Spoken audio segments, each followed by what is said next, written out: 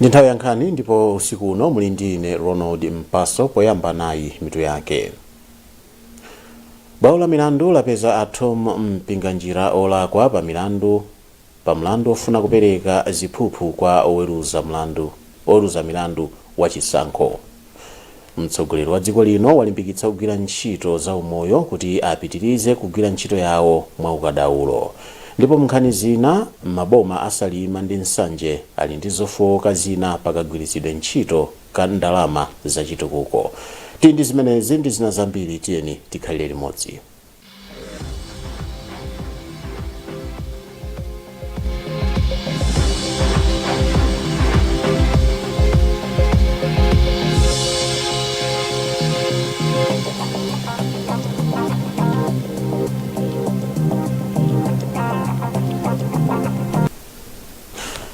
Nkhani yathu yoyamba, bwalo la milandu mu mzinda wa Blantyre lapeza a Thompson mpinganjira olakwa pa mlandu ofuna kupereka ziphuphu kwa oweruza mlandu wachisankho.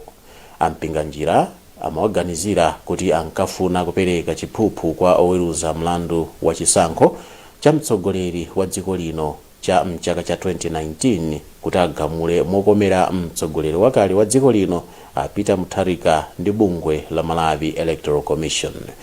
Dorothy D. Gabriel ndi amene apereka chigamulochi. Padakali pano ampinganjira salinso pa belo ndipo akuwasunga ku ndende yachichiri mu mzinda wa Blantyre kumene azikadikirira kuti adziwe za zaka zimene akuyenera kukhala ku ndendeko. Arainik Matemba ndi oyimira boma pa mlandu. Ife tinapempha kuti apatse chilango choti akagwire jere kundende osati apeza olakwa wapase chilango ndikuchiyimika pambali kuchipanga suspend. Izo tinanena chifukwa cha kumene tikuchokera ngati mukumbukira kungambira nthawi imene tinandira dandolo kwa Chief Justice ya zimene amene apeza olakwa ankafuna kupanga. Kuganiza kwathu afuna agwiritse chuma chawo ndi mphamvu zawo ndi mlandu usapitirire. Mene tina amanga ena tsofe titi ntulo tikugona kukumbula zimene zinachitika. Warrant of arrest kuchotsedwa usiku. Tinebwezeserapo. Komano mlandu uchiyambire nthawi imeneja tatusa muzambiri. Tofuna kuti mlandu uchedwe. Andapopo mundilole undathokoze azofufuza kwa SB. Zinatengera kukhala ndi kulimba mtima kuti afufuze mlandu umenewu nthawi imeneja zinezovuta. Komanso anzanga ndi nawo awiri pano. Takumana ndizo pinja ndizokhoma zambiri kuti mlandu utifike tsiku ngati lero. Sindingakuuzeni kuona zimatengera kulimba mtima ndi kudzipereka. Mtsogoleri wa dziko lino Lazarus Chakwera walimbikitsa kugwira ntchito za umoyo kuti apitirize kugwira ntchito yawo mwa ukadaulo. Chakwera alankhula izi pamene amatsegulira msonkhano wa kugwira ntchito za umoyo umene ukuchitikira mboma la Mangochi. Polankhula pa mwambowu mtsogoleri wa bungwe la madotolo mdziko muno Victor Miti wati ogwira ntchito za umoyo amakumana ndi mavuto ambiri amene boma likuyenera kuti lilowererepo. Ena mwa mavutowa malinga ndi Miti ndi kusowa kwa nyumba komanso malipiro ochepa. Koma iwo ati bungweli lipitiriza kulimbikitsa kugwira ntchitozi kuti azikhala odzipereka pa ntchito yawo. Bungwe la Human Rights Defenders Coalition lati mchitidwe wakatangale ndi umbava wa chuma cha boma ukupitirira ngakhale bungwe la Anti-Corruption Bureau likufufuza ina mwa milandu yotere. Wapampando wa bungweli a Gift Trapens wati ngakhale adakapereka milandu yokwana 50 milandu yokwana makumi asanu ku bungwe la Anti-Corruption Bureau, bungwe lawo likulandirabe malipoti akatangale. Trapens ati iwo ndi okondwa kuti bungwe la Anti-Corruption Bureau likufufuza ina mwa milandu yotere. Odrika Palamula wadza ndi ripoti ili. Bungwe la HRDC lidakhazikitsa ntchito yolandira uthenga osiyanasiyana okhudza katangale komanso umbava mu mwezi wa Julayi chaka chatha ndi cholinga chofuna kuthana ndi mchitidwewu. Wapampando wa bungwe la HRDC a Gift Trapens ati mwa milandu 50 yomwe apititsa ku bungwe la ACB kuphatikizapo mlandu okhudza kugula mafuta galimoto kunja kwa dziko lino okhudza bungwe la National Oil Company of Malawi, mlandu okhudza Lilongwe Water Board, komanso nkhani ya malo yomwe ikukhudza yemwe adali wachiwiri kwa nduna ya za ulimi a Charles Mchacha komanso anthu ena. Atrapens ati kuchuluka kwa milandu yomwe alandira kukusonyeza kuti mchitidwe wakatangale komanso umbava ndi waukulu mdziko muno. Ndalama zimene zili za Malawi anthu ndithu akumazipanga abuse, akumaziwononga kudzera njira zosiyanasiyana. Komano cholimbikitsa nchakuti Amalawi panopa ndithu atsekuka maso akumatha ndithu kupereka nkhani zimenezi kumabungwe osiyanasiyana kuphatikizapo HRDC. Bungweli lati likupitirira kulandirabe milandu ina yokhudzana ndi boma latsopano, milandu yomwe pakadali pano ayipereka ku bungwe la SCB kuti ayifufuze. Mtsogoleri wa dziko lino Arasa Chakwera akhala kunena nthawi ndi nthawi kuti iwo sayikira kumbuyo wina aliyense amene apezeke mu mchitidwe wakatangale.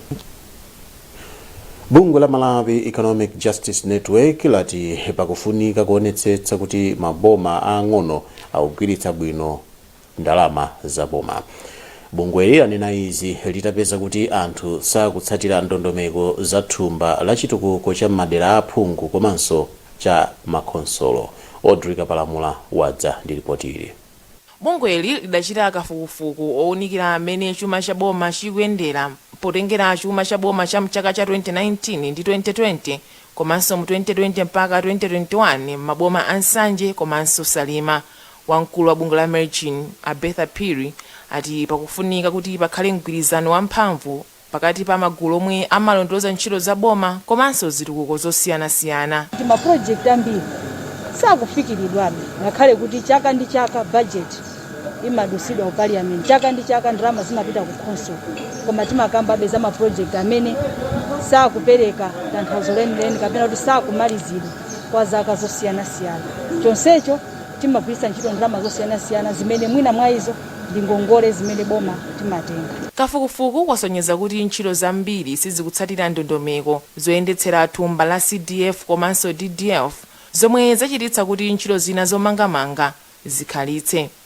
Ripoti ili likutinso ntchito zina zomangamanga zimasiyana ngakhale kuti ndalama zidali zofanana komanso zipangizo zomwe adagwiritsa ntchito. Wamkulu wa bungwe la Center for Social Accountability and Transparency AGWIRE Kambwandira ati nkhani zakuchita zinthu poyera komanso kuonetsetsa kuti adindo akuchita zinthu zoyenera ndi zofunikira nthawi zonse. Mukaona mwina ma projects amene wa DDF, CDF ndi ndalama zimene zikutchulidwa pamenepo sizikufana. Ndiyeno timanena kuti nthawi yakwanena kuti mwina adindo amene anatenga kombali, anatengapo gawo pa ma project amene mwina tsopano aziyankha mafunso. Kafukufukuyu anachita ndi thandizo lochokera ku bungwe la IM Swedish Development Partner. Modzi wa akuluakulu ku bungweli akumbukani kuntiya ati ndi khumbo lawo kuti kafukufukuyu afikirenso m'maboma ena. Bungwe la Center for Agricultural Transformation lati ndikofunika kuti achinyamata awatukule pa ntchito za malonda ndi za ulimi ndi cholinga chothetsa mavuto ena amene malondawa amakumana nawo. Mkulu wa bungweli agomezekani kakhuta walankhula izi pamene amapereka mphotho kwa achinyamata amene achita bwino pa nkhani zokhudza malonda. Ellen Pindani walemba ripoti ili. Akakhula nati achinyamata akuyeneka kukhala aluso komanso oziyimira pawokha kuti apititse patsogolo chitukuko cha dziko lino. Tidali ndi masomphenya kuti 2063 dziko lino lizakhala likuyendetsedwa ndi achinyamata. Ndi zinthu zoti kazafika 2063 zangochitika pa zokhayi zimayamba pale akali pano. Ndi ife ngati Center for Agricultural Transformation tigwira ntchito ndi achinyamata pokwaniritsa makamaka entrepreneurship amene ngati zama business ndemene nali ngati palero tikukwaniritsa lingaliro lathu tigwira ntchito ndi achinyamata pofikira ma business awo kuti ndithu apititse patsogolo. Mmodzi mwa omwe anapambana mphoto ya 1 million kwacha yemwe ndi memba wa gulu ya Green Bow Corporation Gift Chimbizi anati achinyamata sakuyeneka kudalira ntchito yokha koma kuyenekanso kupanga nawo za malonda kuti apititse patsogolo chitukuko cha dziko lino.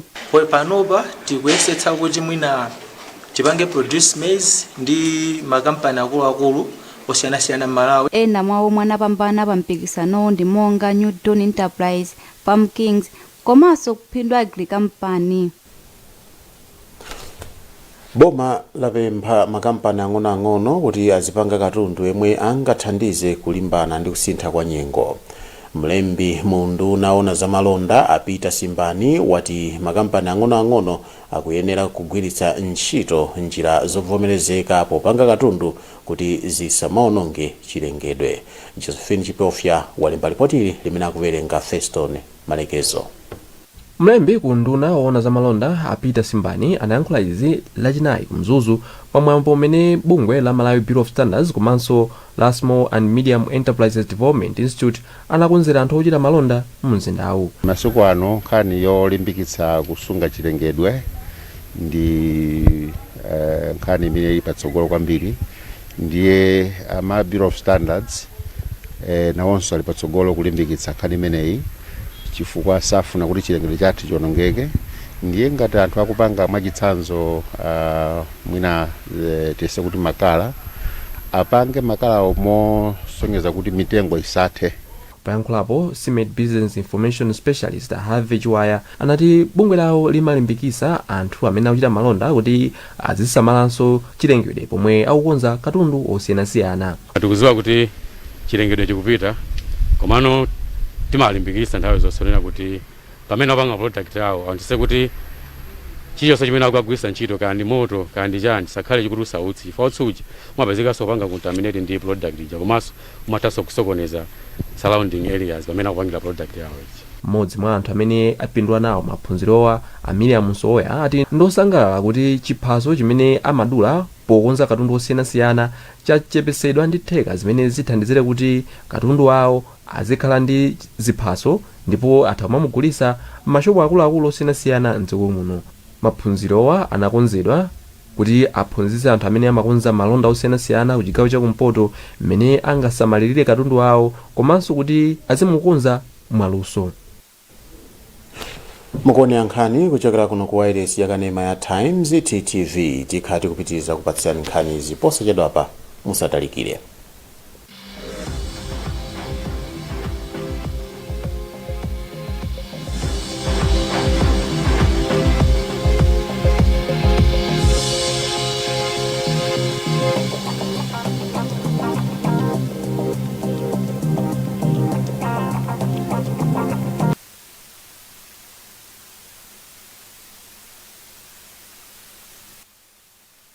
Mona Malawi anzanga, nkhondo yogonjetsa COVID-19 ndi ya wina aliyense.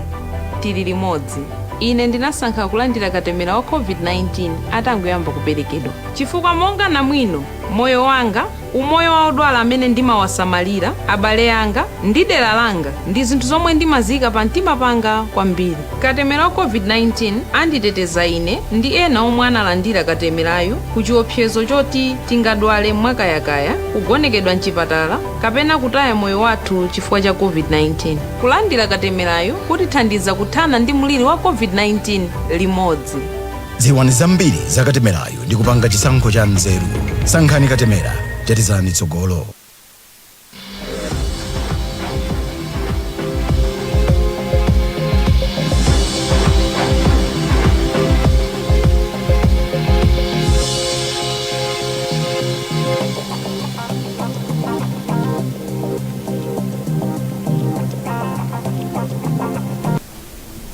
Takulandirani mene tikupitiriza kukupatsirani nkhanizi.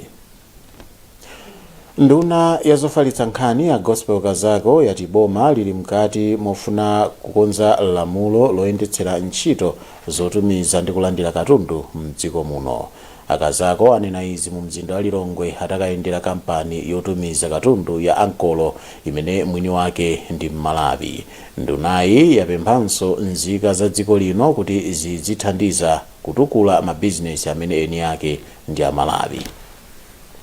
Ankolo.com ndi mwini wake ndi munthu amene sakungokhala pansi ndi kumadandaula kuti zinthu sizikuyenda zinthu sizikutana akupangapo kena kake mmoyo wake payekha.